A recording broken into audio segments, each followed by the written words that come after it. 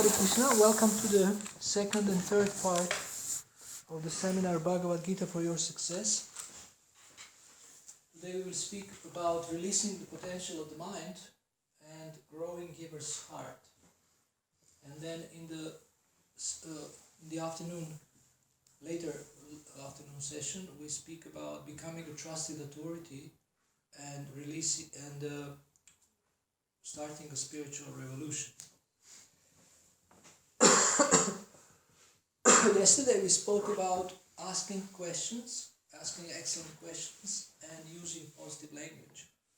So of course, asking excellent questions and using positive language will influence these two, the mind and the heart, releasing the mind's potential. If you want to release the mind's potential, it's very beneficial to ask excellent questions. And if you want to grow giver's heart, you have to learn how to speak kindly.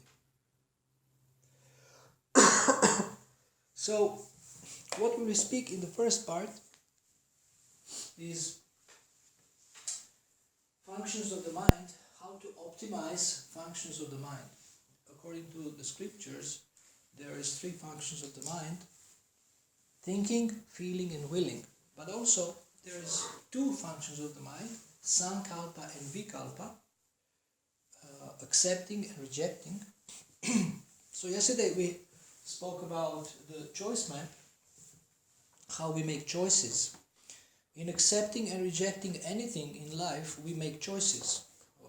And it is said, anukulasya sankalpa pratikulasya varjanam, that we want to accept what is favorable for devotional service and spiritual advancement and reject what is unfavorable.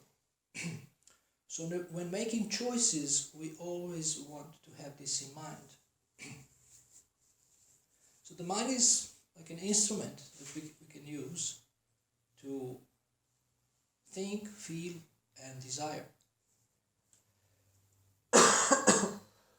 Now, when making choices,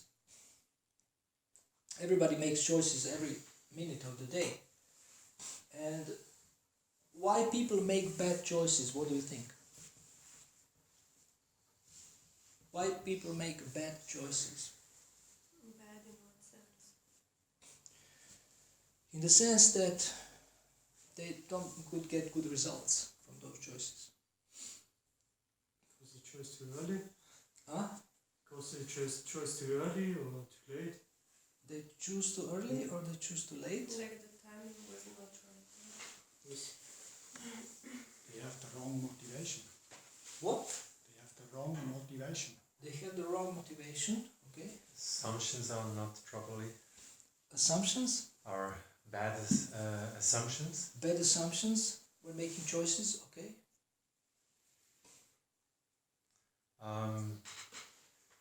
Bad memories.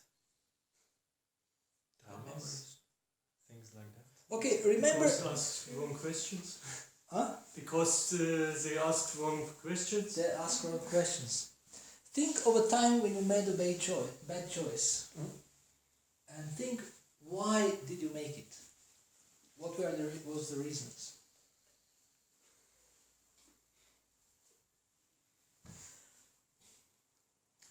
Fear.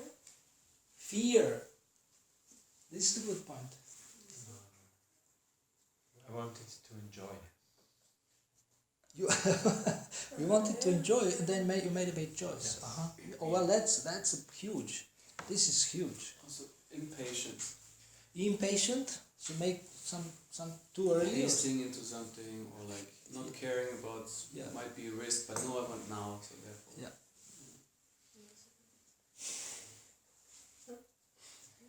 Okay, so maybe we can make a list of several or many reasons why we make bad choices, but we boil them down to one, and that's ignorance. We make bad choices because of ignorance. We don't understand why this choice will bring a bad result. We don't understand why this choice is not beneficial. Otherwise we wouldn't make it. We don't understand why the choice is not beneficial. So nobody will make a bad choice if they would know that it's a bad choice. They think it's a good choice. They are in this kind of illusion. And what about like maybe understanding, but it's like just theoretical knowledge, or maybe that's not. Understanding? Yeah, but like having just theoretical knowledge, they heard it somewhere. Well, that's not good for me, or maybe I know it's not good for me, but I still do it. Well, if many people, when I talk to people, they say, I know. I tell them, you should do this. They say, I know. But why don't you do it? I don't know. If you say, I know, and you are not doing it, this means you don't know. Because you are not convinced enough to do something that is beneficial for you. Why don't we do what we know we should do? What do you think?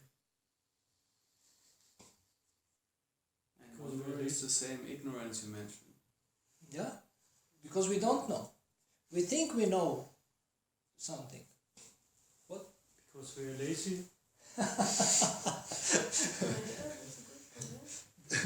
That's true also. I know I should do what? Give me an example from your own life. If you Learning don't. today. Huh? Learning for university now. Today. You're supposed to learn, huh? To study. I'm studying. I'm supposed to study today, and I'm wasting time on a Kura seminar.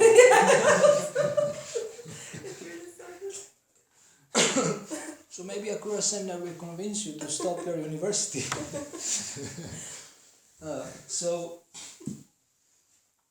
But why don't you do it? Because I'm here. Why did you come here? Why did you make this choice? Because I think it's better. Okay. Because I'm too lazy just to learn and make several other things except of this. You think it's better to come here than to study? Yes. You're probably right. Maybe some other people do it for me. But that's also right. Akura, you paid him to say that. No, he's hosting me on the internet in his room every day. He's so kind to me. What did you say? What did you say? The last thing? Other people may be doing this for me, but that's also right. What? This To work. learn for you. Yes. But they can't To learn give for up you. the labs. Huh? To work for the labs that I should They also can work, but they cannot learn from you. For you. No, I mean, you can employ them and pay them. but they can give me the license for the exam. But then I must learn. You pay for the license. No, I have to make 3 labs to write the exam, otherwise I cannot write it. Okay. Here's a plan. I can also do it tomorrow. Yeah. Yeah, tomorrow we have some time. Okay, so that's one reason. But think about something that you really, really think you should be doing every day. Yeah, like getting up early in the morning and chanting all around. So why don't you do it? Oh no, I just gave that I do it. That was just an example. You're doing it. No. No, I'm sorry, yeah, no. So how convinced you are that getting up early in the morning is good? Yeah, that's a good point. On a scale of 1 to 10, how convinced you are? Yeah, like 2. On 2. Mm. So you need, you have a difference of 8. That's huge. In order to take action. Yeah. So the thing about choices is that people think they know something, but they actually don't know. People are not convinced about the benefits of doing something, and therefore they don't do it. They think this is better. And there is these principles of prayas and shreyas. Prayas and shreyas.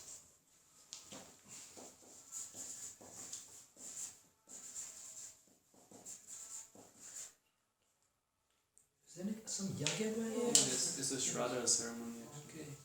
So prayas means long-term benefit. Prayas means immediate gratification, and shreyas means long-term pleasure.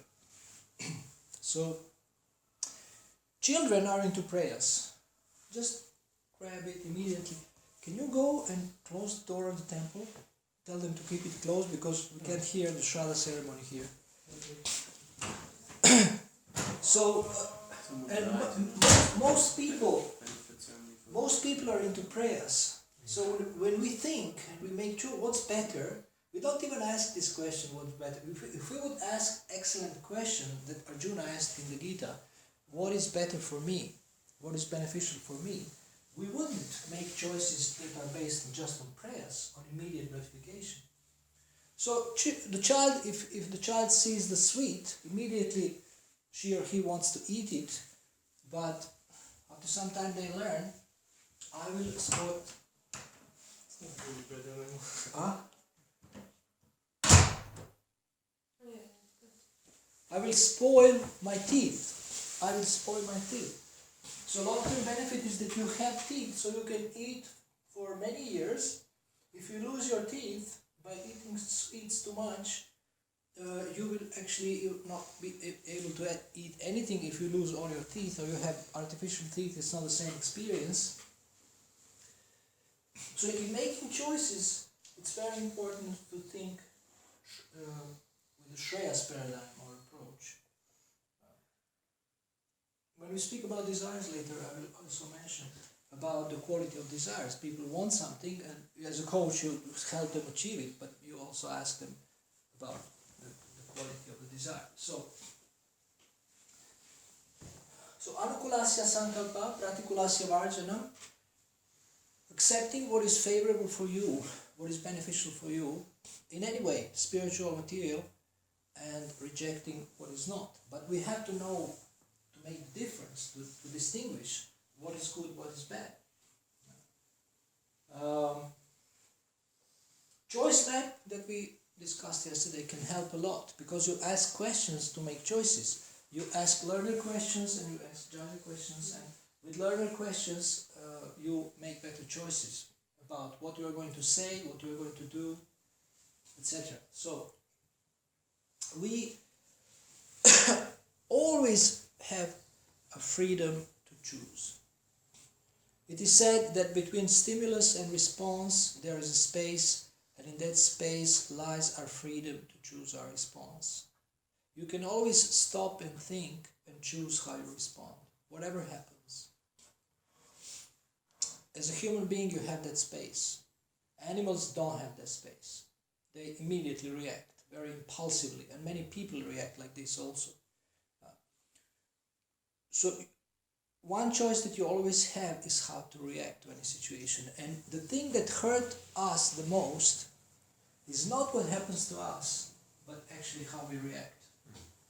If you go to the prison, you will see that some people, they have become like animals, and some people have become like saints. Of course, fewer people become like saints in the prison, and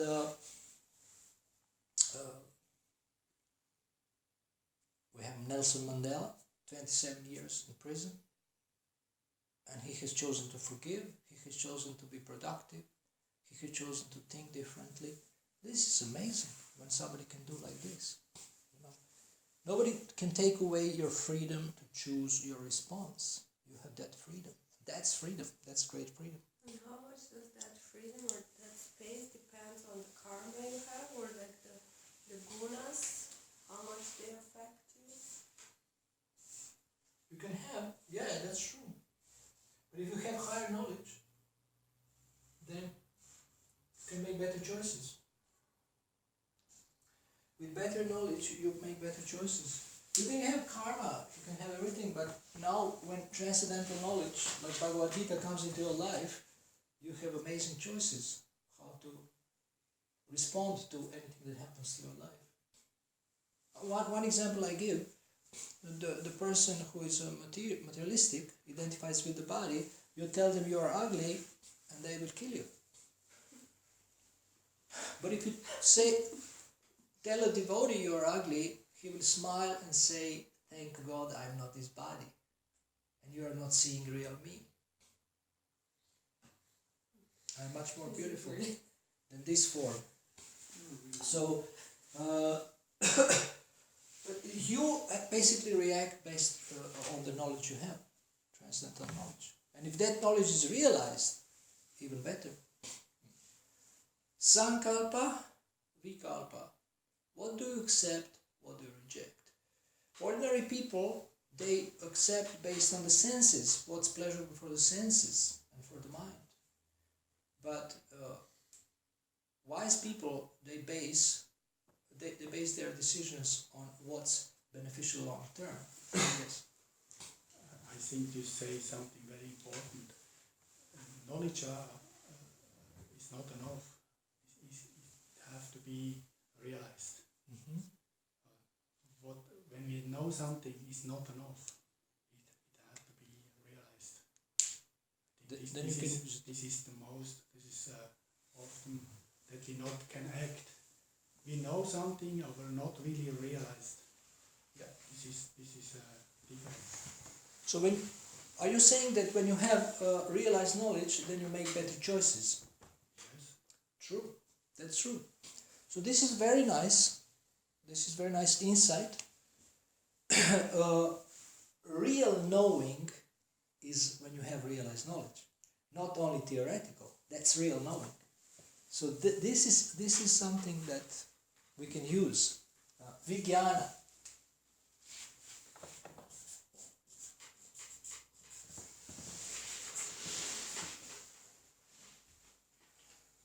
And the thing about choices is all about marketing.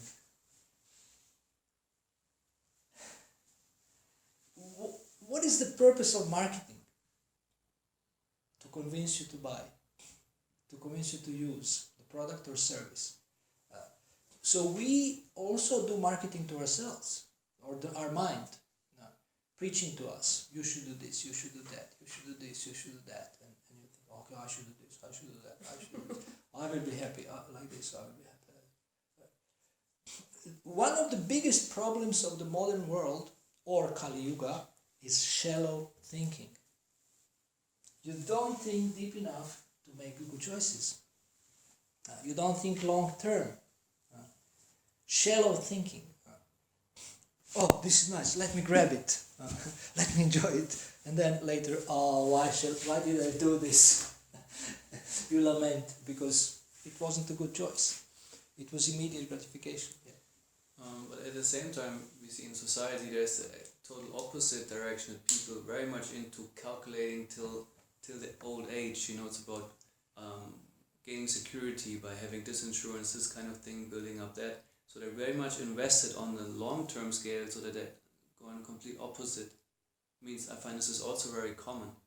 It might be also not necessarily deep thinking, but it's kind of considering where will I be at when I'm old. What will I have? How will I be situated? And they kind of constantly work for that moment in the future. Long-term material security. But what's your point?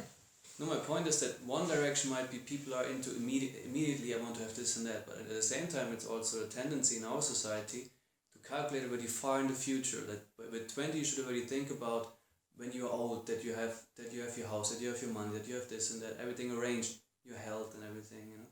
That's what I mean. It's not just in the moment, it's rather thinking already, planning your life from... So you have both kinds of people.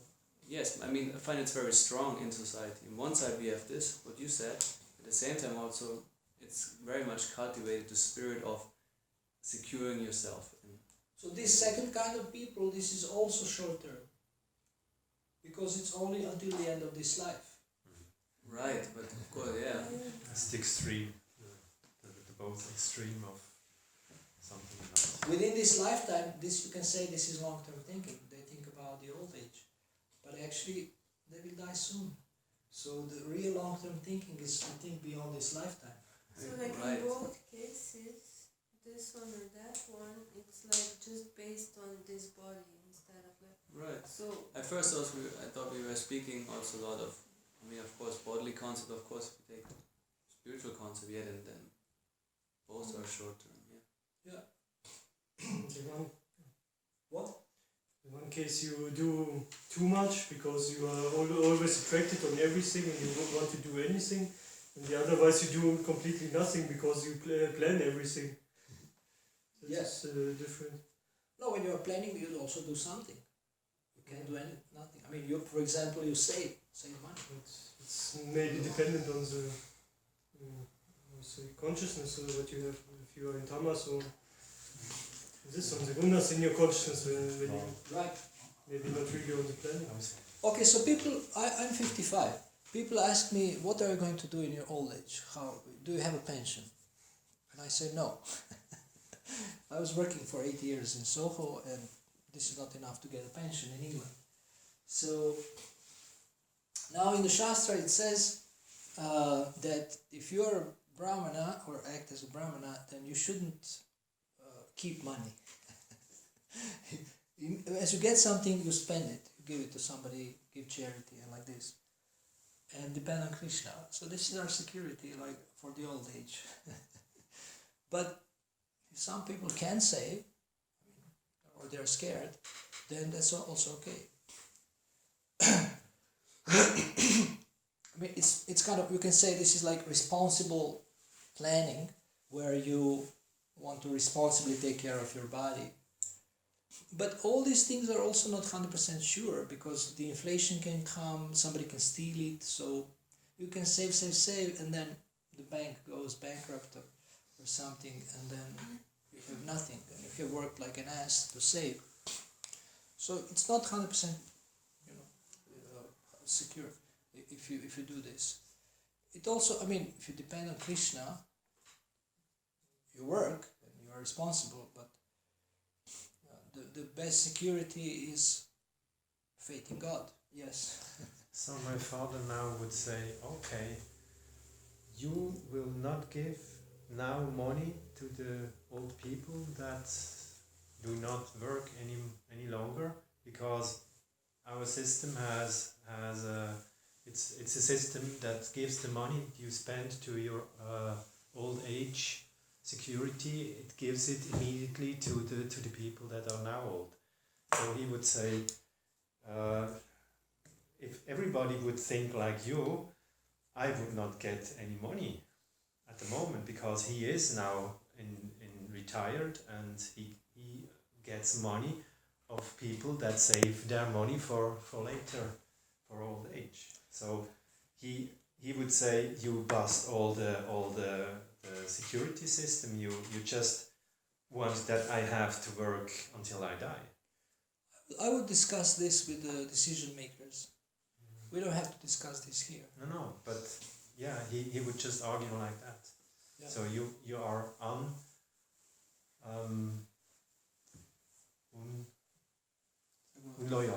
illoyal to irresponsible, irresponsible. disloyal. Yeah. Well, you see, if we go into social planning and things like that, then there is so many things you can do if you have a certain approach and a certain paradigm. But because most of the political decisions are very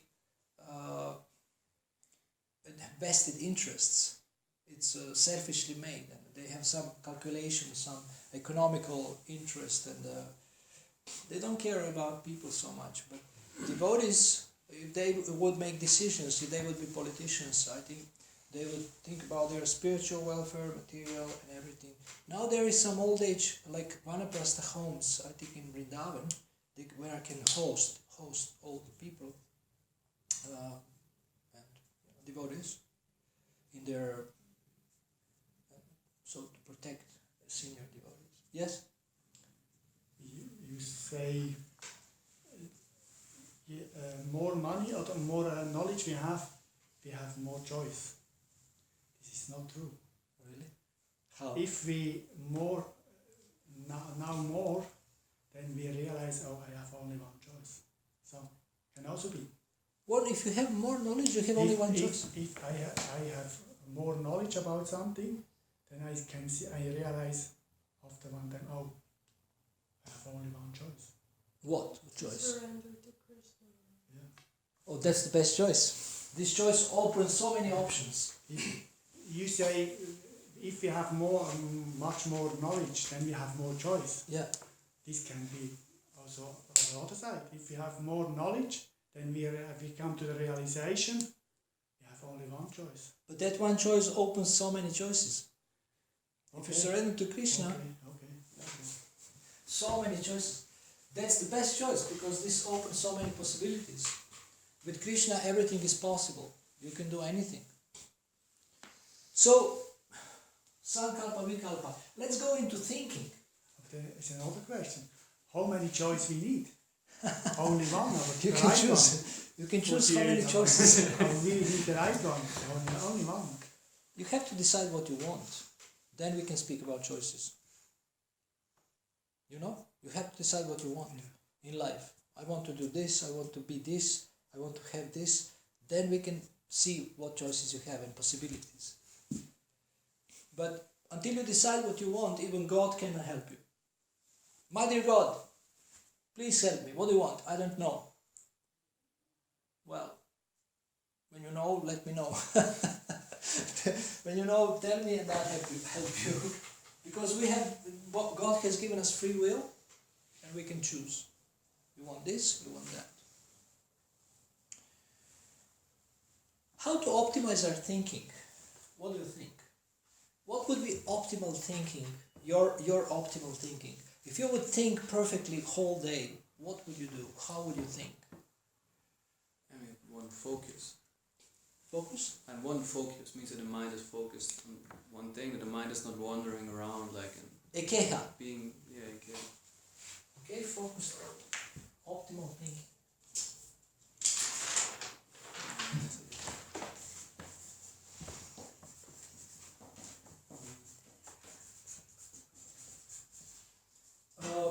One pointed attention.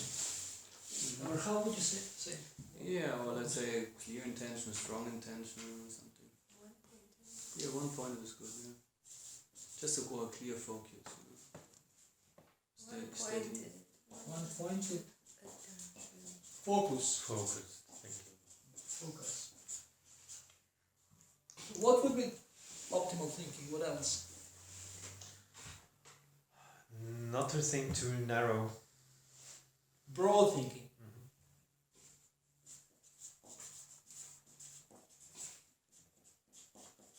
Also simple thinking. Simple.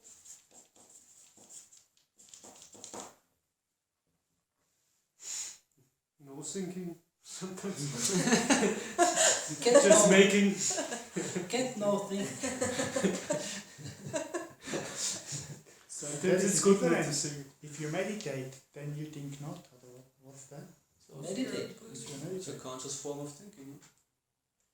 No? Okay, tell me about the optimal thinking. To What would be- meditate about something or to thinking about something, this is different.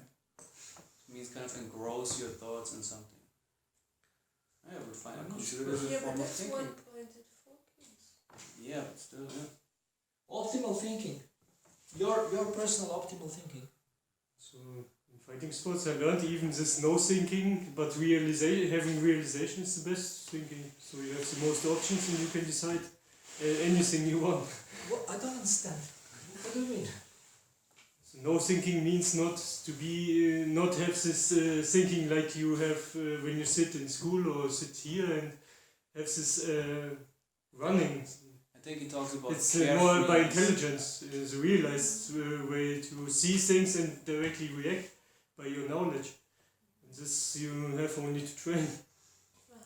This you need when you go boxing also, because when you fight against somebody you cannot think, oh, when he beats that I make that. It's only realized. I speak about your daily optimal thinking.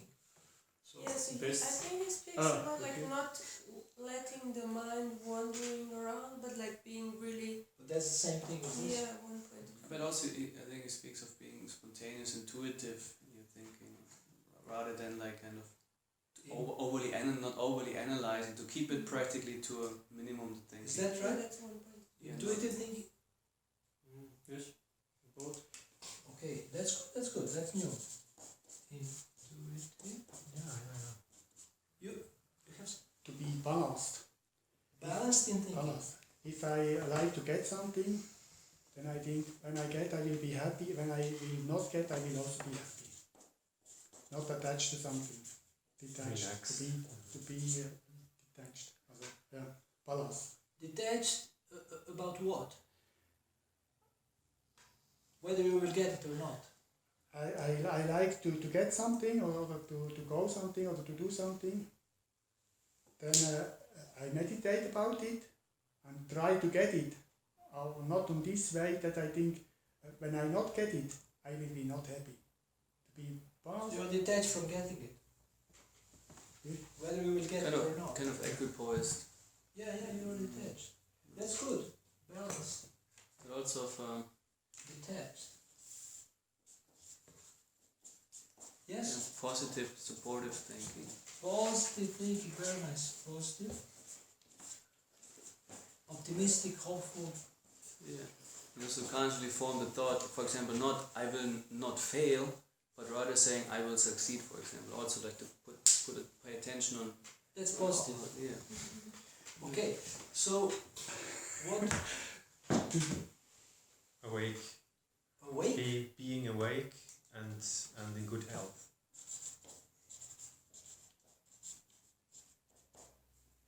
Pessimistic thing. No, pessimistic is not optimal.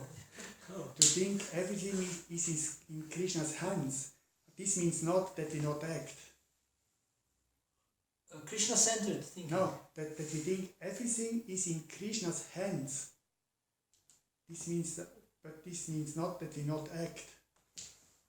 We act, but we think, okay, I That's try. Krishna-centered thinking. Put Krishna in the center of your thinking. Yes. I just want to phrase it in one short. Can I say it's Krishna-centered thinking or not? Because it's too long, I can't fit it in here. Anyway, to be balanced, this is some statement from Krishna also. So being aware that Krishna is the controller. Yes. That's Krishna-centered thinking. Okay. KC, Krishna conscious thinking.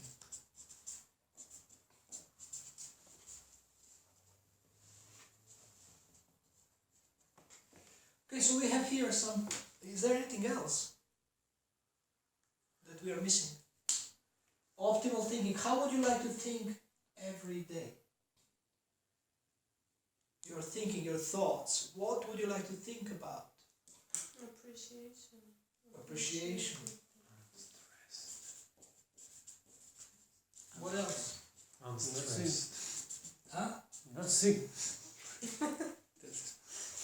What? Nothing. Yes. Nirvana thinking. Apparently he needs a break. What? Apparently he needs a break. To break what? You know, in general, because there was no thinking, always no, have learning, no learning. Relax the mind from thinking. Too much thinking. But what would you like to think about whole day? Beautiful woman. Okay, we are now getting to who. Whom would you like to think about? I mean, we are getting personal now. More personal. So, Konstantin Prabhu said he wants to think about someone. You want me to write this? So we go on the internet and I mean, certainly for me, it's important to think in a way that I feel kind of fulfilled, peaceful, satisfied with myself, being kind of that it leads me to being centered and satisfied. That's the way of thinking I would like to have.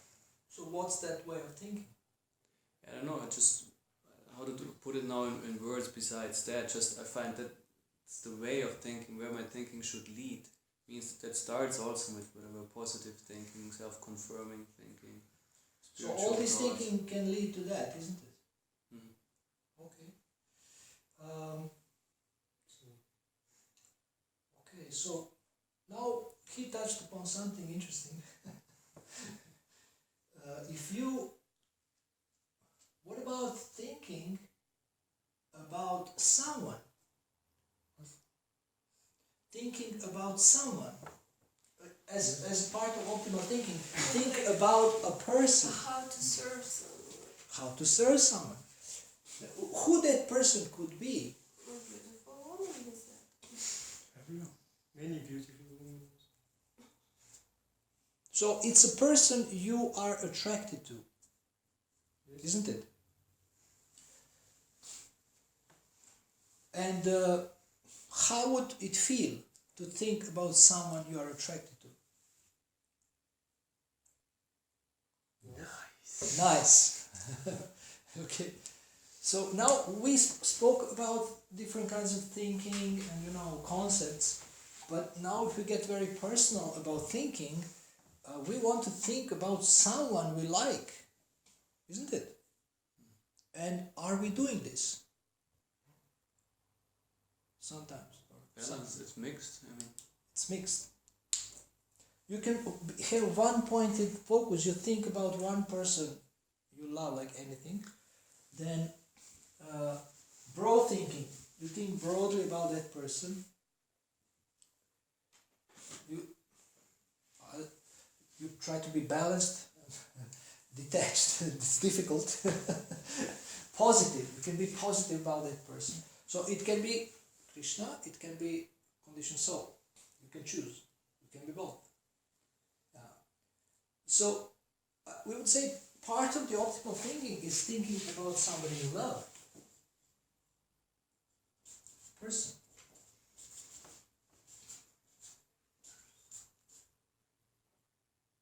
I would say one very important part of our thinking is creative thinking. Being creative thinking. When you think, then you think creatively. So now we have a wonderful list here about optimal thinking. And this will release our mind's potential, the side of the mind which is thinking side, the function, is ability, faculty. So we can use all this to optimize our thinking. Some devotees would come and say, well, thinking of Krishna is optimal thinking. Thinking of Krishna's service is optimal thinking. Thinking of Krishna's devotees is optimal thinking. Thinking of chanting Hare Krishna or chanting Hare Krishna is optimal thinking. Thinking of how to serve devotees, how to please devotees is optimal thinking.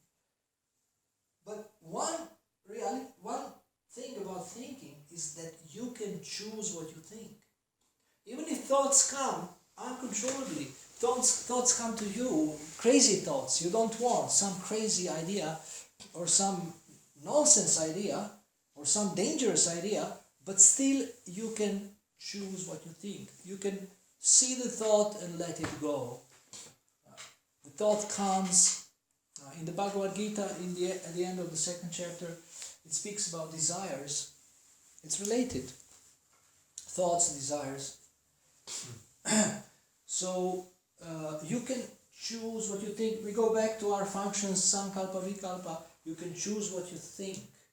And you can think like this if you practice. People tell me, oh, so many things come to my mind, I don't know what to do. I don't know what to do. And I say, do you know that you can choose what you think? She says, no, I don't know. I just think. Things come to my mind. And I'm just like this whole day. And I say, you can choose what you think. You focus on what you want to focus on. Read. Talk to yourself in a way you want to talk to yourself. So, we spoke yesterday about the internal dialogue. Thinking is basically internal dialogue. And all these things, you can apply. You can think in wonderful ways. Of course, thinking is related to intelligence also. How do you use your intelligence? Intelligent thinking. You can think more intelligently, yeah? I just wondered, what would you say, what is the best method of kind of changing thoughts, how to change our thinking, how to do, because sometimes it kind of sounds easier than it really is. It's easy. It's easy? It's easier than it really is. It's easier than it really is. Okay, so what is your advice or method? I already gave it yesterday. Yeah, Ask excellent questions. that's it. Excellent questions stimulate high-class thinking. No, because normally we think of stuff that kind of give us pleasure, let's say that way. Not always, but often. Uh-huh. And let's say, I mean, I'm not speaking by myself, but in general, let's say like we think of some stuff that we like, but are maybe not good for us. So, in that way, then it means like we first need to change our taste in order to change our thinking, or do you think there is some other method? You can do whatever you like, but the point is to improve the quality of your thinking. And do you And think it starts with the thinking and not with something else? usually thinking is the first thing. Then feeling comes. Prabhupada explains this in one letter to Kirtiraj Prabhu. First is thinking, then is feeling, then is willing, So we start from changing our thoughts then is action. and not from changing our taste. You can start anywhere. The point is you want to have a good result. You can start from the feeling to change your thoughts. You can start from moving to change your thoughts. Please get up. Raise your arms. Try to feel. I have some issue in the. Okay. He's injured. Try to be depressed. Try to feel bad. I'm feeling bad. Try to be depressed. So difficult. You have just changed. You can sit down. You can just change the posture of your body. You can raise your arms. So by the movement of your body, you're influencing your feeling and even your thoughts. So we can start anywhere. Start You're saying. anywhere. You can influence your thoughts. And as far as I understood Bhagavad Gita, there's this metaphor given like that we are covered by the modes of nature, like similar like a mirror is covered by dust, a fire covered by smoke, and an embryo covered by the body, according to Rajas, Tamas, and Sattva. And that according to that, also will capacity is limited. So my understanding is that according to how to say the gunas, how much they influence us, that far we can only how to say use our willpower. Let's say someone who's deeply in Tamagun, I think he has less power to suddenly change his thoughts than someone who's already much more, let's say, in Sattva Guna. And so I think there's quite some complexity or individual kind of capacity to apply that principle effectively. To start with, it's true. But anybody can change their gunas. Right. Prabhupada says by training, Shudra can become a Brahmana. By training. There is purport. So we can change our gunas by practice and by Krishna consciousness. Please don't do that. By Krishna consciousness, by chanting, by hearing.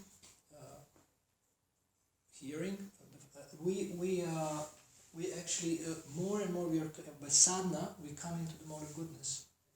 So then our thinking can be in the mode of goodness. I mean, we all have this experience when the mind becomes very feverish, or very nervous, and then you say, "What is this? I can calm down. Why should I be so feverish? I can think, more calmly and more intelligently about something. You can calm yourself down." Yeah. To change our character, this need really blessings, because Krishna says in the Bhagavad Gita, to change a character is more difficult to move the Himalaya. No, really? Yes. To control the mind. I think. To change a character Arjuna. is more difficult to move the Himalaya. Oh, Where is that? Krishna says this in the Bhagavad Gita. Give the Bhagavad Gita. And certainly Arjuna says that to control the mind is more difficult than controlling the wind. It's easier Yes, to this is control also the true. mind, but this is what the character is. That's this. Something for me. There's papers. Because I wonder also about the time frame. Let's say, like in what time frame really long-lasting change can happen, because Krishna also says everyone is forced to act according to the modes of nature he's in. And apparently that refers also, let's say, if you're born a Kshatriya, for example, you're supposed to be in the mode of passion for quite your whole lifetime in a way, you know.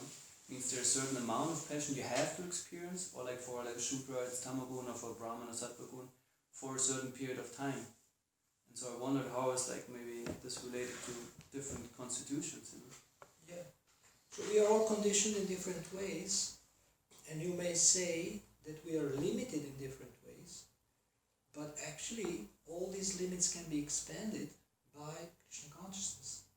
If you engage your nature in Krishna's service, then you expand your limits in any area.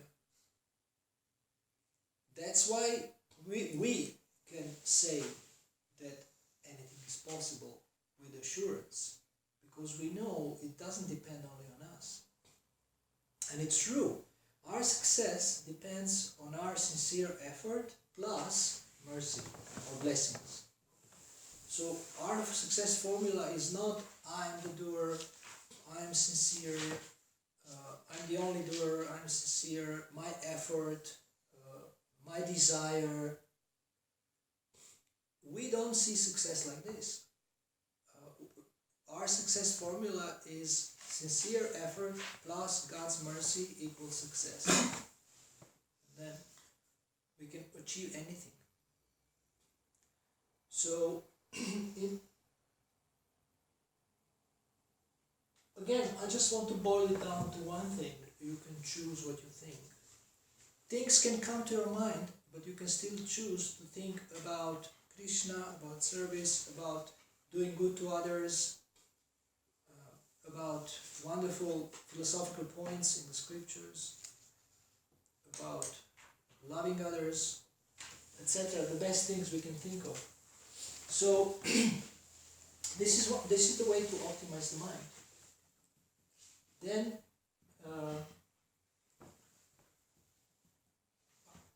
is there any question about thinking?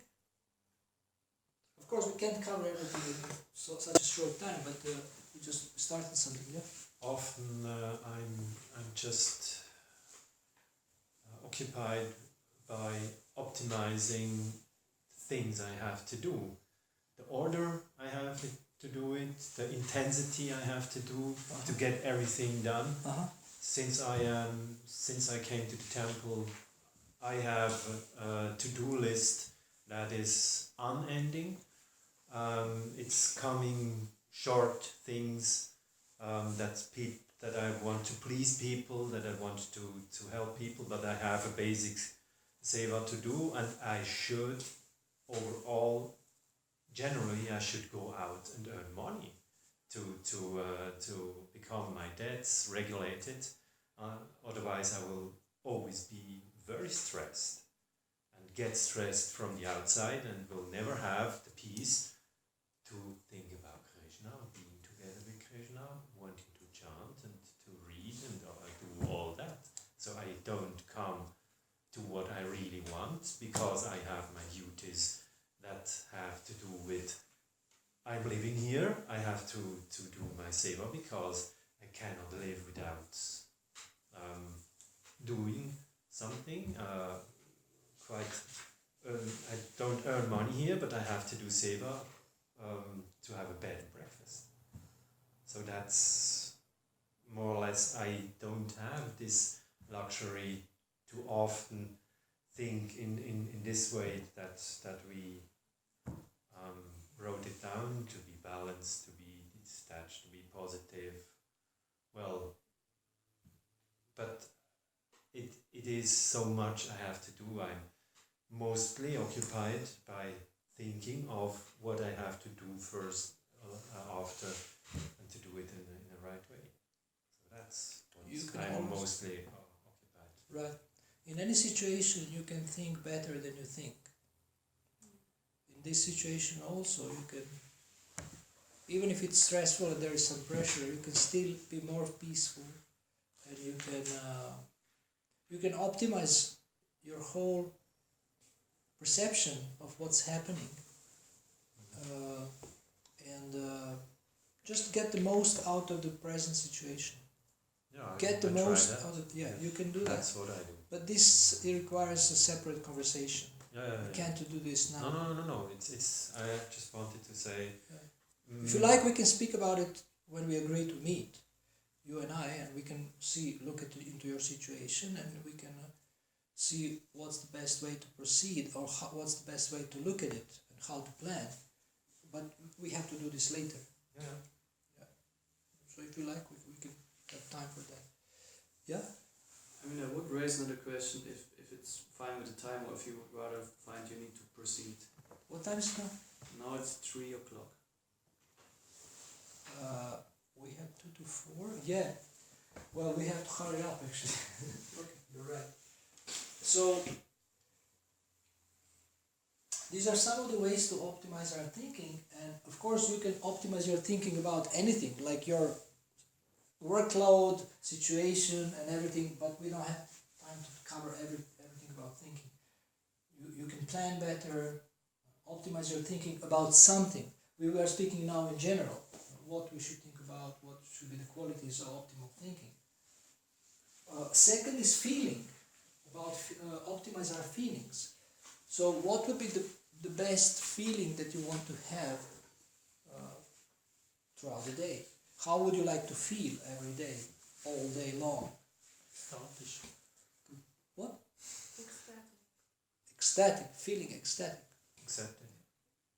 Accepting? Accepted Accepted by whom? by the devotees. Accepted by the devotees. Okay. What else? Blissful. Blissful? Satisfied, peaceful. Satisfied, peaceful? To have good relationships with others. To have a feeling of Integrated or something. having good relationship with others. Connected, feeling Connected. fulfilled, connected. Fulfill, connected. Connected to what? I mean, I just thought of like Yeah, people what he being what he said. Ah, to people, Yeah, okay. like connected. Because this makes the taste in life. Right. Inspired, feeling inspired. If we have good Feeling relationship inspired, with that's wonderful. others. To be inspired. I would like to feel grateful. Grateful. To feel gratitude. But there are different things we want to feel. Again, we are coming to the same point. You can choose how you feel. You can choose gratitude. You can choose inspiration. Inspiration, I say, should be a conscious daily choice. It doesn't fall from the sky. It can fall from the sky occasionally, but basically you have a choice to choose to be inspired every single day. The more you practice, it becomes your second nature. You're inspired non-stop. And you inspire others. Inspiration. Gratitude, very powerful principle. One of the best success principles I know in the universe. Always being grateful for everything you have, for everything good that happened, and from everything bad that happened to you, because you learned so much. And just being grateful non-stop. Happiness gladly enters a grateful heart. Happiness does not enter ungrateful heart. So gratitude, feeling gratitude, feeling. What did you say? What else did you say? Feeling blissful. Ananda, ecstatic. So if you feel bad, immediately you can change the way you feel if you raise your arms. Also, if you look up, how can you be depressed if you look up? Because up is something higher, something nicer. And now try to be depressed, looking up and raising your arms. So Krishna is a supreme enjoyer. He comes as Lord Chaitanya. So why do you think he has his hands up all the time? Gornita, do you think something is wrong with him? There must be something in the raised He arms. receives. Huh? He receives from God. This is may mean just- surrender also. You know, when you surrender, when somebody points a gun, you surrender. may surrender. Krishna, I surrender to you. But if you want to change the way you feel instantaneously, immediately, if you raise your arms, you change the way you feel. It's very difficult to be depressed in this position. But if you change your paradigms, the way you think, you can always feel good. You can always feel at least peaceful. So somebody wants to feel peaceful, somebody says, this is boring, I want to feel excited. Excited. I want to feel passion for excellence, or, I don't know, creative, achieving something, or changing something, or I want to have a revolutionary spirit. We will speak about revolution later. Revolution, feeling a sense of buzz. Something is buzzing. Feeling a strong drive to do something. I want to feel love for people, or I want to feel love for God. Feeling of love. There is the Course of Miracles book says there is two predominant feelings in our heart: fear and love. And you can replace fear with love consciously. When you feel fear, you say, my dear fear, go away. My dear love, welcome.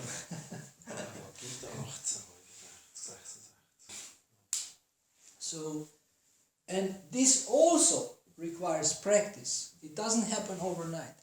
Sometimes people tell me, I tried it, it doesn't work. How many times did you try? Once.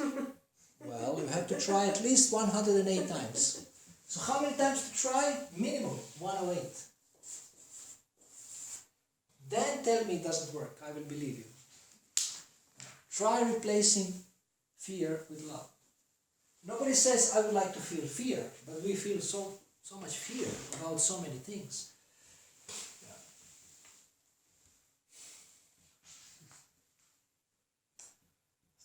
So can you love without fear?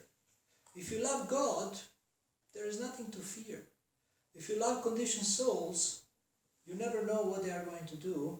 They're not giving guarantee like Krishna. So you become fearful of what they are going to do. Even if they are so loyal to you, conditioned souls who you love, still you have fear because they will die. And then this love is full of fear. But if you love liberated souls, if you love Krishna, there is one woman who actually loved one man, but he said, I can't be with you. There is a woman who loved one man, and he said, sorry, I can't be with you because of this and this and that, but we can be friends. And then she said, well, she was disappointed, she was hurt, but somehow she accepted that we are only friends. And she still loves him, but she has to have somebody. So she found another one. So that they had a wonderful few months, like a honeymoon, feeding each other. So much pampering and exchange of affection. Because he is a little bit emotionally or mentally unstable, and he also has a wife actually. Somewhere in the background, he also has a wife. But the relationship with this wife is not good for 20 years, very bad. And practically they just live together, they don't have a relationship, but it's just forced because they have children. But anyway, so he started to show some strange symptoms of instability and whatever. He went to the hospital, he came back, he apologized, then again he had problems. And what happened? He disappeared. And she was floored. So the first guy said, many husbands and boyfriends will come into your life. And when they're all gone, I will still be here. So this is actually how Krishna deals with us. He's always there waiting for us to have a loving relationship. And we are looking for somebody else. We are looking for some imperfect conditioned soul to love and to fall in love. So feelings, love. You want to love somebody, but maybe you should choose whom you love. Otherwise, you consciously create trouble. You may say, I didn't choose whom to love.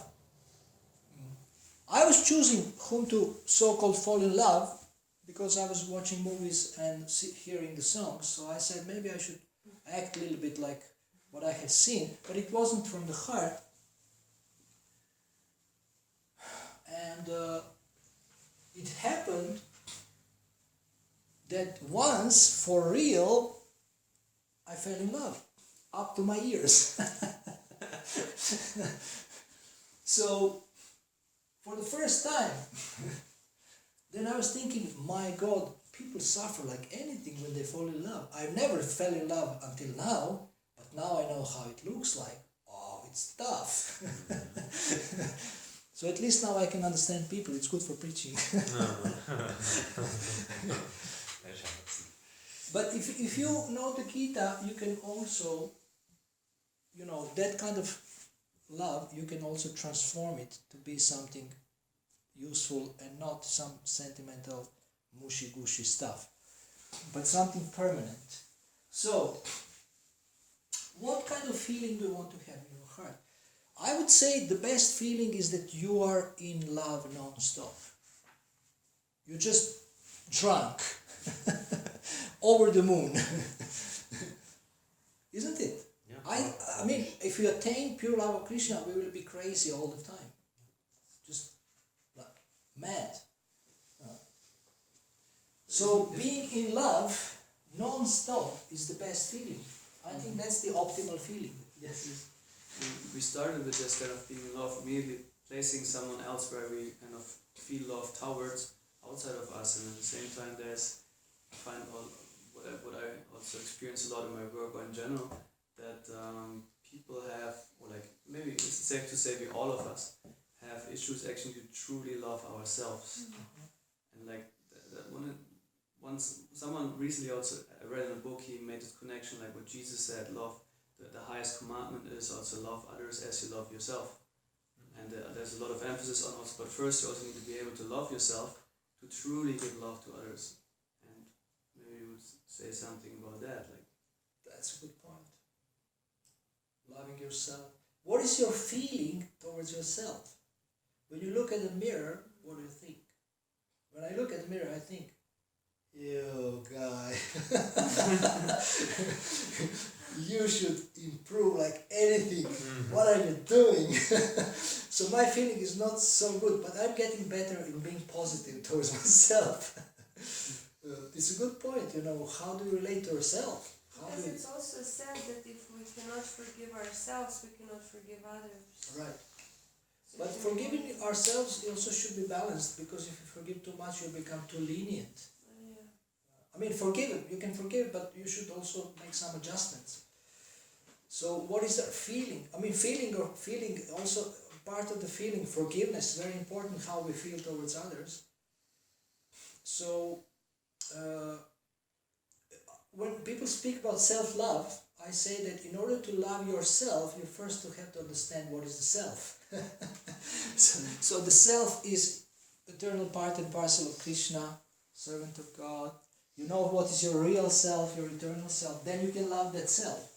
But otherwise, if you love just your body and mind and your false ego, that's not real loving of self. We make this distinction. People don't make this distinction. They don't know what is the self. They say love yourself. Okay, I love my body, I go to the spa. But that's not loving yourself. Yeah, Jesus gave the order, love God first. He said. So Yep. this is the real is love God with everything you have. And then the others also, and also yourself. Like So you're the on others, third place. The same, yeah. The self is the third I didn't place. read the Bible, but if you know the reference, It's true, it's just quote. this order. this might First, love with everything you have, then all the others, and then also yourself. Yourself, okay. Like you love the others. You're allowed to love yourself like the others, but the others comes first, and then. But there's commandment: love others as you love yourself. And not No? love They- yourself as you love others. No. I always say, and then yourself. I mean, Not Maybe like because you're yourself. humble. I mean, Yeah. there might be different interpretations, and I think it can be argued. I mean, one can say, okay, first he says that, and then this, and then first God, then the others, and then oneself, so on. But the point is, if my understanding of human nature, of the nature of the self, is my question would be, how can you truly love God and others, like truly love with your full being, let's say, if you're, for example, full of hatred or dislike towards yourself? I would say it doesn't work. Oh, yeah. Maybe. You know. So therefore, I find I would say it comes even rather in the first place. Almost, how can you truly love God if you don't have love really in yourself from yourself? I think it goes together. Loving Absolutely. God, loving others like ourselves. Because it's the way you do it. You are located at yourself, so first you must have love for this. Next, you have love for others, and the biggest love is love for God. My opinion, whatever it's worth, is that it's not the order 1, 2, 3 is not important. Start anywhere, go everywhere. Start loving first God, start loving first yourself, start loving first others, but start loving somebody, and then be happy. And your love will expand. Prabhupada speaks about these circles. First you love yourself, then you love your brothers, mother, you love your mother as a child, then you love your family, then you love your, city, nation, whatever, community. So we want our love to expand, and wherever we start, we want that love to expand, and it will include everybody, including ourselves. Good. So start anywhere, go everywhere with love. Okay, I don't know what else to say about feeling right now, because also we don't have so much time, but my point again is the same. Practice choosing how you feel. If needed, raise your arms or dance. If you dance, it's very difficult to feel bad. How can you be depressed if you dance? It's very difficult. I tell people, even in yoga studios, I say, some of them I don't say chant Hare Krishna, just dance. Try to be depressed. Double your depression. They laugh. How can you double your depression? You're dancing. So, but it's so difficult because the mind keeps you glued like this. I'm depressed. Poor me. Nobody notices me. Nobody is giving me attention.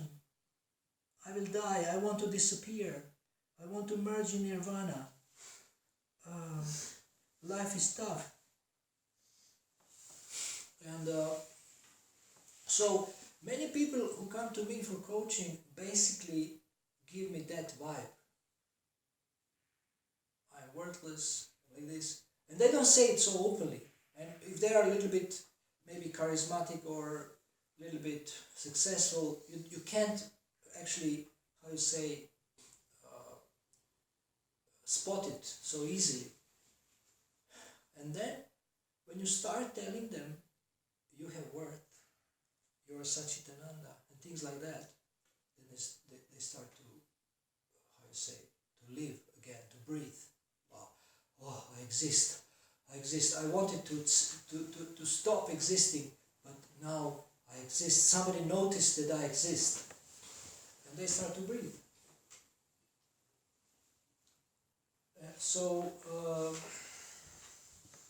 You can choose how you feel. That's the point. You can choose how you feel. You can choose to feel miserable. That's okay, but you have a choice. And everything is a choice. It may be unconscious choice. It may be unconscious choice, but it is a choice. Depression is a choice. I wrote this. Then one Mataji reacted heavily from England on my Facebook. She said, "No, I was depressed. It wasn't my choice. I was abused and this and that." I raised it to not hurt her. I raised this comment, but I still think depression is a choice. It may be unconscious choice, but it is a choice. And this? You know Thomas Sass? You heard about Thomas Sass? It's like controversial psychiatrist from Austria. He said there is no mental illness, there is only various degrees of irresponsibility. When I heard this, I said, wow, my goodness, I will never be mentally ill. If this is true, I mean, it's my responsibility, my mental state. So, now Krishna is so powerful, when you work with Krishna, he can actually do wonders with people. People come with a suicidal tendency and they go away with amazing plan about their lives. How to, enthusiastic and everything. They see new hope. So we want to give people also feeling of hope as Krishna conscious people. That God is there, He cares, and He can do wonders in your life if you connect properly. Feeling of hope. But you cannot give people a feeling of hope if you don't have it yourself. That is correct. If you don't have faith, enough faith. And one very important feeling is faith in God.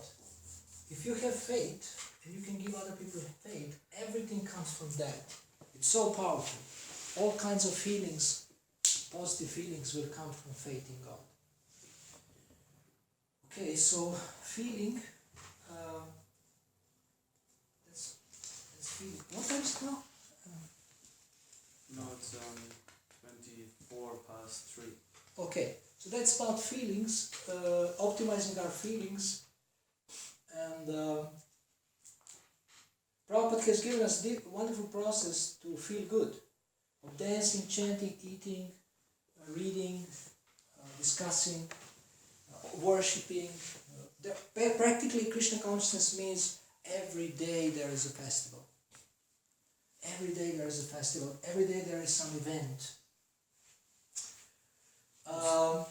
Feeling. And then the last one is optimizing our willing or desires. People come to me and say, I want this, I want that, you're a coach, please help me achieve it. And I say, okay, I will help you achieve your desire, but first let us examine whether your desire is good for you. Especially long term. We look into that desire, they say, I want this, okay, when you get this, what will this get for you? What you will achieve? They say, well, I will have this. Then when you get this, what will this get for you? And you go back, and then you see what is the value behind the goal. You see what is the value behind the goal. And then they come to something, they come to a conclusion that this they can already have, but not in such a hard way that they planned to achieve. So in coaching we help people to achieve what they want. But we also want to examine, as Gita coaches or spiritual coaches, to examine the quality of their desires. And we will not help people to achieve desires we consider harmful. We don't want to help people achieve desires which will not bring them happiness or long-term happiness. We will tell them straightforwardly, I will not help you with this desire. This is a sinful desire. It will bring you suffering, according to the law of nature. So, but somebody has a desire that is inspiring for a coach, then we can help them achieve that desire. So examine the quality of the desire, whether it will help them long term or not, and then you can make a plan how to achieve that. Turn it into a goal and make a plan how to achieve it. So desire is happening spontaneously. If you look at desires of people, everybody desires the same thing. I just want to have my family. I just want to have my house. I just want to have my money. I just want to have my job. I just want to have my fame. And what else? More or less everything is there. They want to have something that everybody else wants to have. So we cannot stop desires, Shastra says, but we can change the quality of our desires. We want to purify our desires. So whatever you desire, start desiring it for Krishna. I want this, okay, I want to eat, let me eat for Krishna. First prepare, offer, and then eat the remnants. You want to become famous for Krishna. Spread Krishna consciousness like anything. You can be first on the Sankirtan list. I spoke to Harinamananda Prabhu the other day. A wonderful conversation.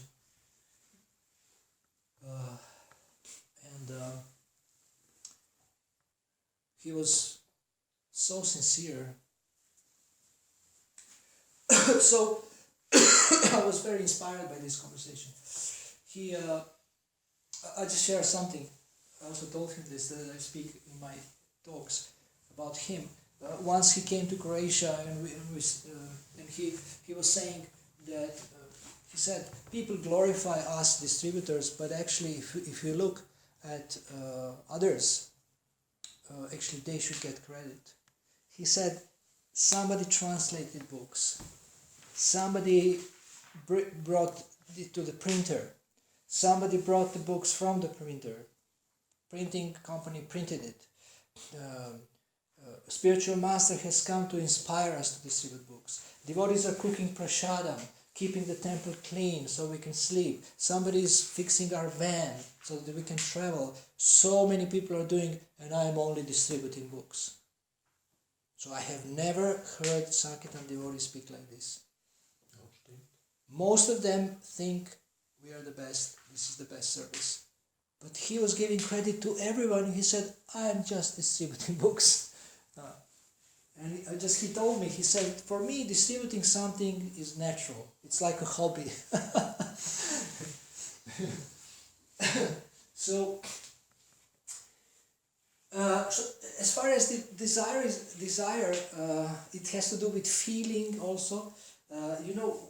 What is your heart's desire?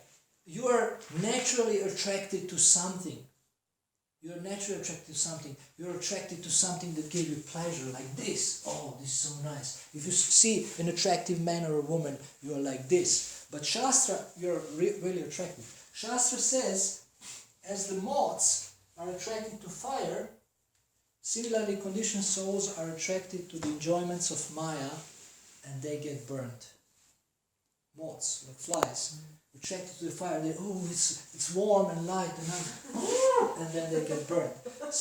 Similarly, we are attracted to the promise of enjoyment. It's like Putana. Putana was so beautiful. They came by this super beautiful woman, but she was an ugly demon. So she showed her real form later, when Krishna killed her. So this is the nature of Maya. Appears wonderful, so nicely packed. For example, you can have a super beautiful woman, but she's super envious, she's mean, she's stupid, maybe not stupid, but all these bad qualities, but she looks so beautiful because the form is beautiful, the skin, but actually inside she's just rubbish. It doesn't have to be a woman, it can be a man also. So, what is your heart's desire? What do you really, really want? You may say, I want to go to heaven. I know I'm a devotee, but I was dreaming about heaven my whole life, and I came to Krishna consciousness. It looks like heaven, but there is one mistake. In the heaven, the main enjoyer is not me, but Krishna. So what to do now? And they say heaven is still there. You can go there. So, Krishna can give you this, that you can go to heaven and enjoy. Somaras and enjoy the opposite sex. But Shastra says it will not make you happy. So what other desires are there? Yes? How would you help someone who wants to become desireless in a really literal sense? Erasing desires. Means that would be his goal. He wants desirelessness. Real desirelessness is developing spiritual desires. Right, but if he doesn't do that, he wants no, Prabhu, I want no desire. That's impossible. It's a natural quality of the soul to have desires. This is impossible. desire to not have desires is also desire. Right, but that would be his only desire, so to say.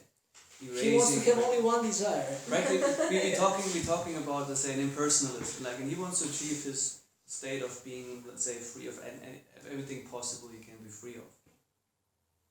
So my question. This is because his attempts to enjoy failed. This is why he wants to be desireless. But this conclusion comes from ignorance. You shouldn't have tried to enjoy in this world. He shouldn't have tried to enjoy in this world. He tried, now he's becoming skeptic. He wants desirelessness because desires burn him.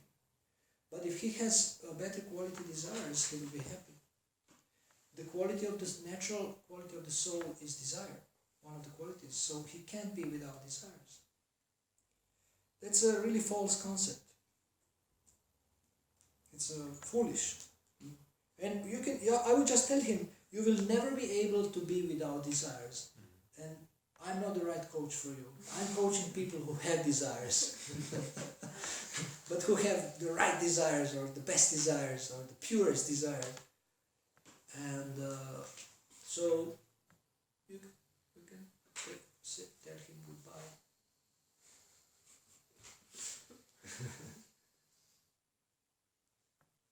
So now, if you want something, write it down. If you want something, write it down. Now you may say, Akrura, I would write this down, but it's impossible. It's impossible. Why should I write it down? I said, no, just write it down. I'm not asking if it's impossible or possible. Just write it down. And then we are going to make a plan how to achieve it. First we will examine if it's worth it, this desire, and how it will help you long term, as I said before. But then we are going to make a plan. And you will see when you make a plan, step 1, step 2, step 3, that it is possibly possible. And if Krishna wants something to give you, then anything is possible. With Krishna, anything material or spiritual is possible. So possibility of desires. On a scale of 1 to 10, how much do you want this? The intensity of desire, if you want something, is important. This is how you can optimize your desires. How much do you want it? Akrura, I love this Mataji. Okay, on a scale of 1 to 10, how much? 7.5. I said, shame of you. I don't want to talk to you. What kind of a romantic guy you are? 7.5. Is that love? Where is 2.5? What's in 2.5? What's missing? Well, I think she doesn't like me. And I don't know if I feel good qualities. And I don't know if I have money to maintain. Well,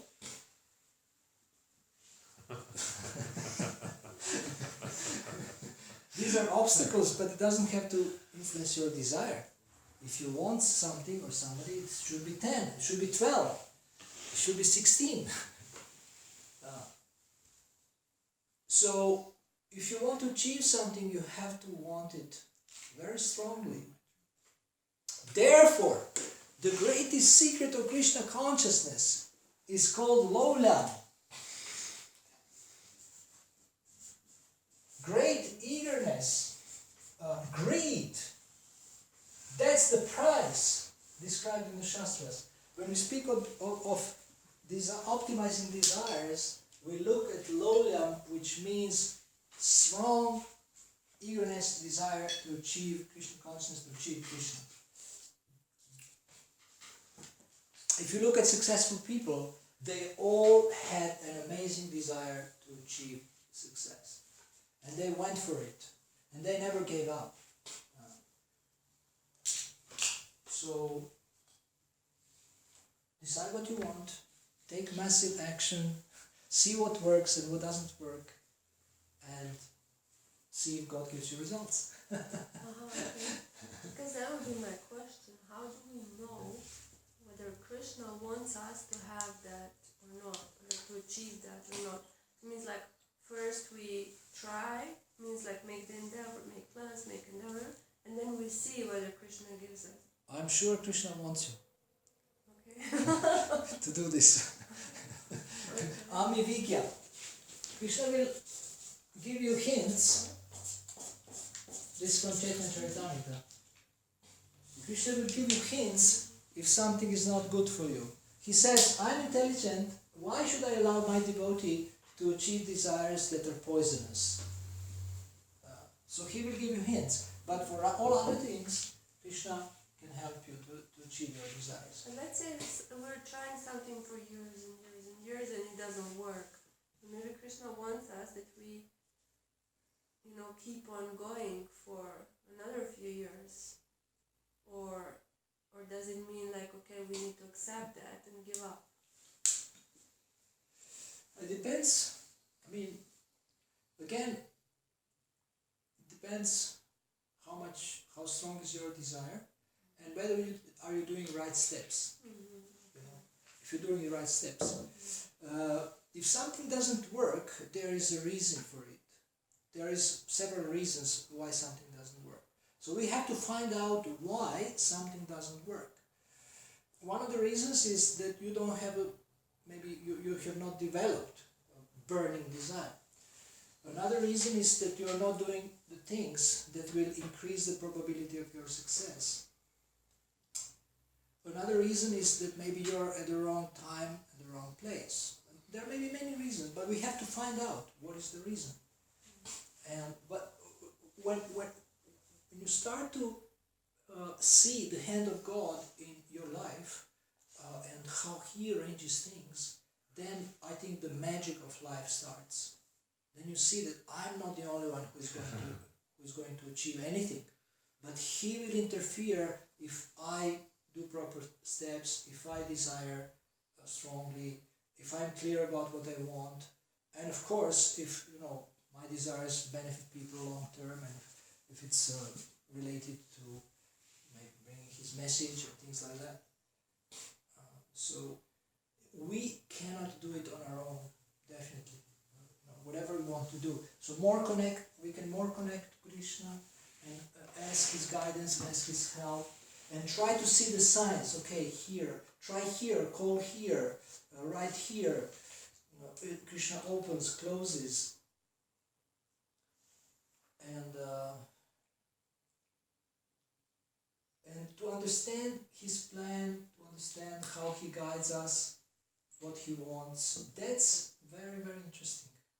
If we work alone, just based on what we have learned and practiced so far, it somehow becomes difficult, especially for devotees. But working with Him, always, then, let's say you have a coaching session, and you think, you come very sincerely to a coaching session and say, I'd really like to help this person. He or she is suffering so much. I will do my best, use all my skills. I will pray all my desire, use all my desire to help. And you try to help, and you try this technique, that technique. You're listening. You're very focused, and something is missing. Somehow it doesn't work. Then you start to think of Krishna. Krishna is in His heart. Krishna is in my heart. These two Krishnas, if they connect, miracles can happen. And you pray to Krishna who is in His heart, and you pray. You have no idea what's happening. You're using some skills, but Krishna is the doer. and then he somehow this person is saying this and that, and sometimes going in circles, and then Krishna does some switch, and He actually changes the situation, and you have no idea what happened. And this person is hugging you, kissing you, saying thank you so much, and you have no idea what happened. Try to give credit to Krishna, but they don't believe you, or something. So working with Krishna is actually much more exciting success way than working alone with our own. This is what people don't have. This is why devotees should be the best success teachers. We have the main ingredient of success, that's Krishna.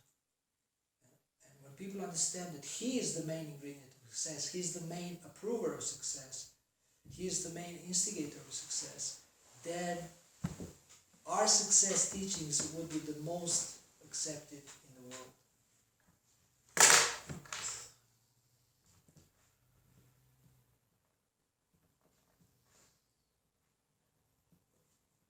What do you think?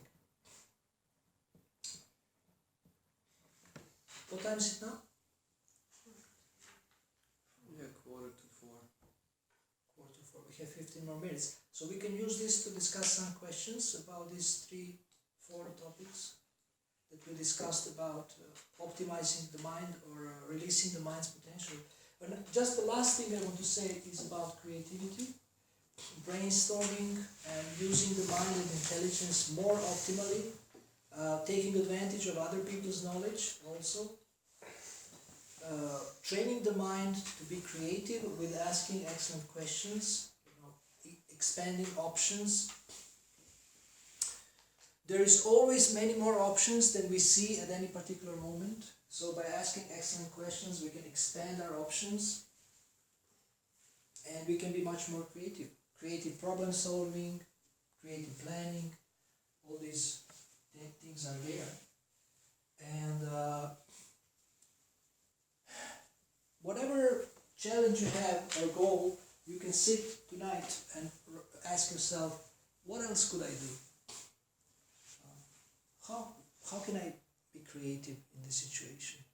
If I would be a creative genius, what would I do with this goal or with this problem? And then see what happens. Or with friends, you can discuss, you can ask other people, you can take advantage of other people's creativity. Regarding the usage of the mind and intelligence, there is a term, lazy intelligence, that Srila Prabhupada invented.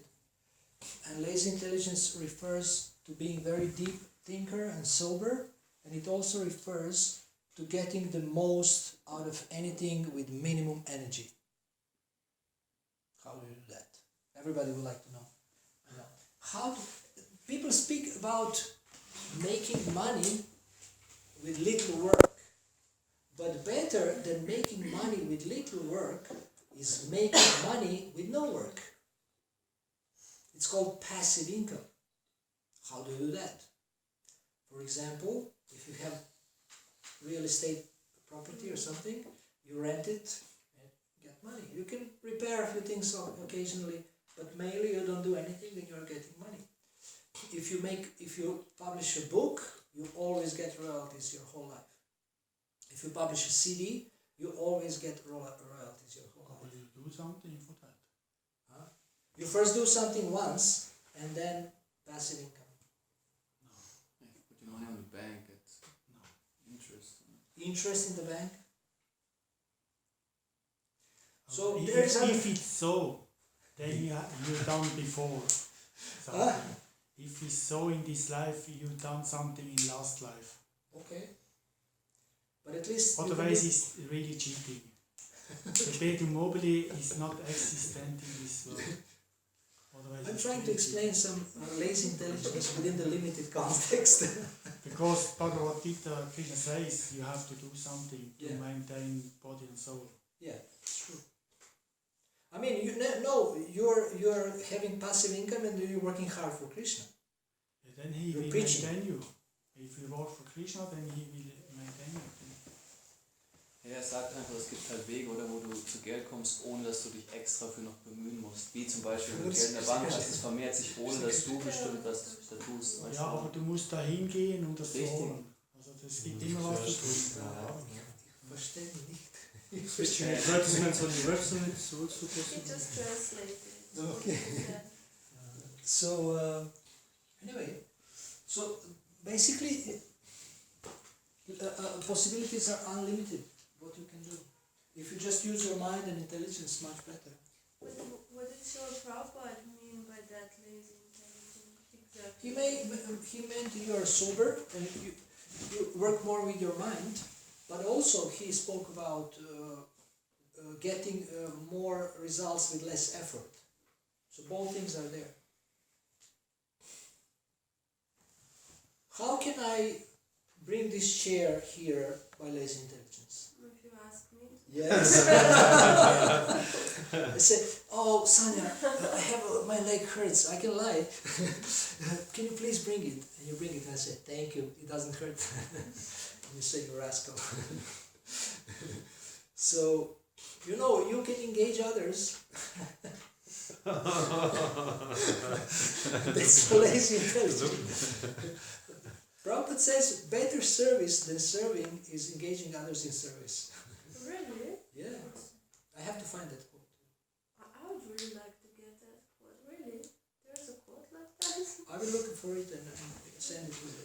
It is also only working if you give the result to Krishna, otherwise you will be sick immediately. Yeah.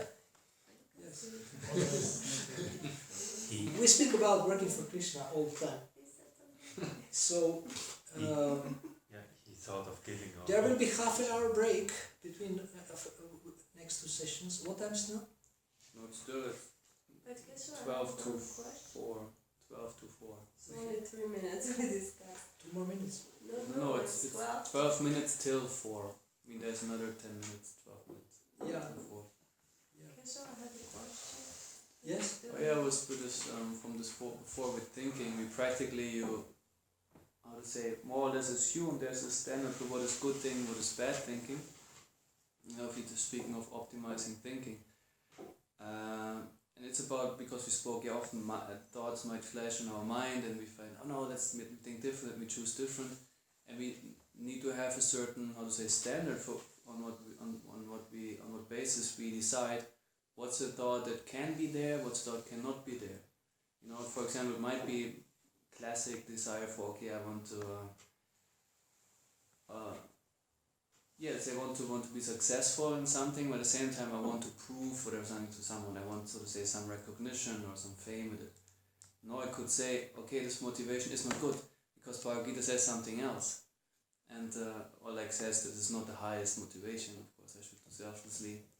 My question is like, do I really have to, how to say, can it also be okay to realize that desire? You know, I can do at the same time my service. At the same time, I fulfill my desire to prove something to someone. You can do it, but it's mixed. It's not pure. Right, emotions. but still, okay, even if it's mixed, then again my question is like, can it also be, on what basis, when do I decide, like, or can I feel free to also do mixed devotional service, so to say? Yes, You know? that option is there. And even if I would even go so far, isn't it even also necessary to practically allow that level, saying, okay, you can do that also, you can at the same time fulfill your desire for whatever recognition, fame or something, and just go on with it. But rather than saying, no, you should rather strive for pure immediately. Karma Mishra Bhakti, Jnana Mishra Bhakti, Yoga Mishra Bhakti. It's there. These options are there. I don't preach these Mishras. Gita coaching is about pure devotional service, but I sometimes mention that you can do that too. So, This is being that without this is being judged, whether it's okay. Yeah. Because isn't it, there's also the idea, let's say the whole idea of ashram is, you know, ashrams, you have brahmacharya ashram, then you have desires, you go in grihastha ashram, and you're supposed to live your desires, say for wife and children and whatever comfort you want to have. So that's like ideally, if you go enter then vanaprastha and sannyas, you are not bothered with these desires. right. So it means in that space you're even supposed to live that, you know, rather than saying, no, that's sense gratification. Of course, like it's restricted, at the same time it's sense gratification. So in the same way I thought, isn't it according to where we are at, certain things should be, so to say, have Be space, allowed, be allowed, and like, you know, that I could expect from someone who is 19, joins movement or is like since 2 years there, and then, oh yeah bro, I have desire for whatever, I want to kind of have some career or have something this. No, it's not pure devotional service, you should not think like that. It could be another argument, but maybe he needs it for his natural progression, you know, to let it go at some point. Prabhupada preached like this. He gave steps. So there are these options. There are these options to go gradually and to fulfill your material desires in a way that will not degrade you. Whole Vedas are about this, karma kanda, jnana kanda, upasana kanda. They are about fulfilling people's desires in a way that will not degrade them, but also what we can do, we can educate people what to desire, because they still have a choice. Even if they have, why they have these desires, these lower desires? Because it's a habit from many lifetimes and from the society. It's a training, basically. They're trained to desire like this. So you can retrain yourself and people to desire something that is much better for you long term and forever. But of course, this is like, we can say it's like a merciful program to give people space and everything. We give space, there is so much space. But we also say, well, you can also do this.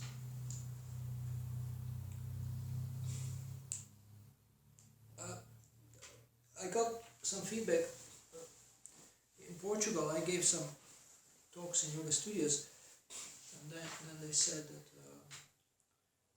at least this devotee who organizes, he told me that they said that my talk was too complex and too fast. I spoke about time management. He asked me to speak about time management. And I don't know what else they said. It was disrespectful. What they said, or like that you got the feedback of being disrespectful? I think they told him, but he's also, I'm not sure how he processes information he gets. I have to check this. But, so I asked, so what was disrespectful? I mean, tell me what they perceive as disrespectful and everything. And I was thinking, basically, okay, they can say this and that, it's okay, but to whom do I want to preach? I don't want to preach to people who want to have sex yoga, to have yoga to improve sex, and then be disappointed with me if I speak about something more pure. I don't care. I want to speak to people who high aim. I want to preach to people or teach people who have high aims. It doesn't have to be pure devotional service, it can be something else, but they want to go like this. They just want to enjoy where they are. So, we also, as coaches, as teachers, or as consultants, we should choose our audience and then focus on people we want to support. And if somebody comes to me and says, I want to be Grihasta who really, really enjoys, has a lot of money, and does something for Krishna, I will send him to somebody who is very good at that. I will not be able to help you because I'm not doing that, and I don't want to do that. So in that sense, we match the guides, we match the teachers with people who have similar goals, similar desires.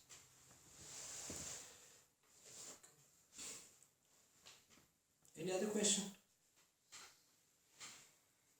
Okay, so we can stop here, even if it's a little earlier. And what time is it now?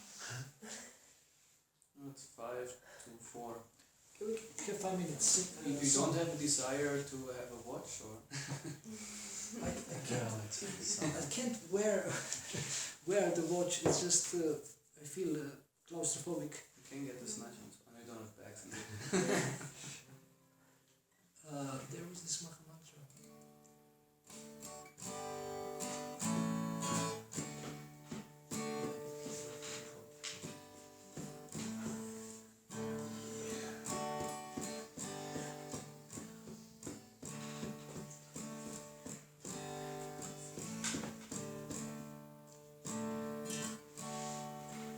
Hare Krishna, Krishna Krishna, Hare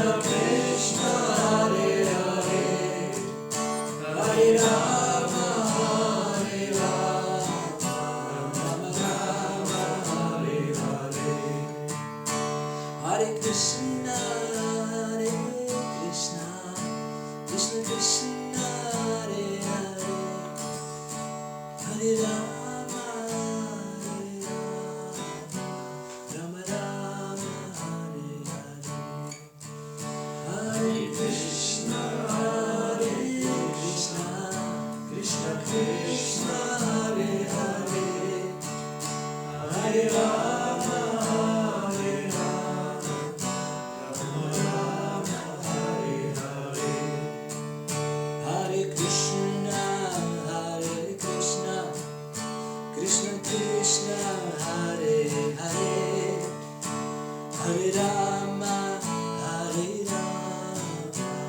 Rama Rama, Hare Hare, Hare Krishna, Hare Krishna, Krishna Krishna, Hare Hare, Hare Rama, Hare Rama, Rama Rama, Hare Hare, Hare Krishna, Hare Krishna, Krishna Krishna, Hare Hare, Hare Rama, Hare Rama, Rama Rama, Hare Hare, Hare Krishna, Hare Krishna, Krishna Krishna, Hare Hare, Hare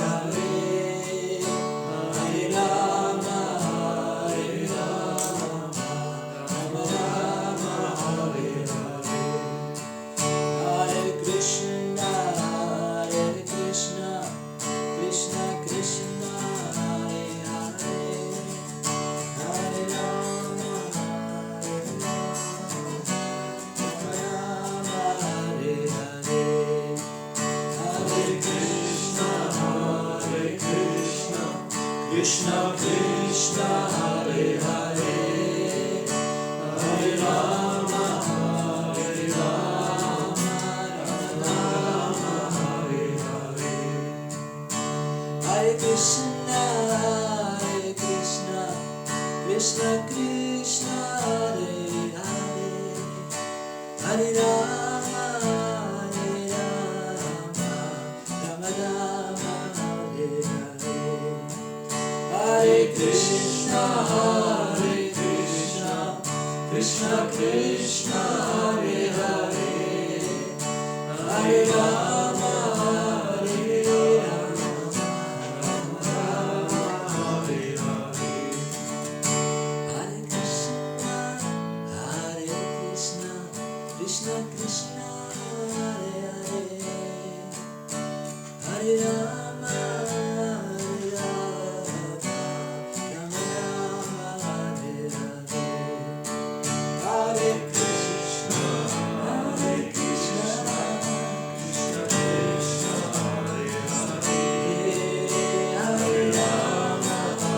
Hare Rama, Rama Rama, Hare Hare, Hare Krishna, Hare Krishna, Krishna Krishna, Hare Hare, Hare Rama, Hare Rama, Rama Rama, Hare Hare, Hare Krishna, Hare Krishna, Krishna Krishna, Hare Hare, Hare Rama, Hare Rama, Rama Rama, Hare Hare.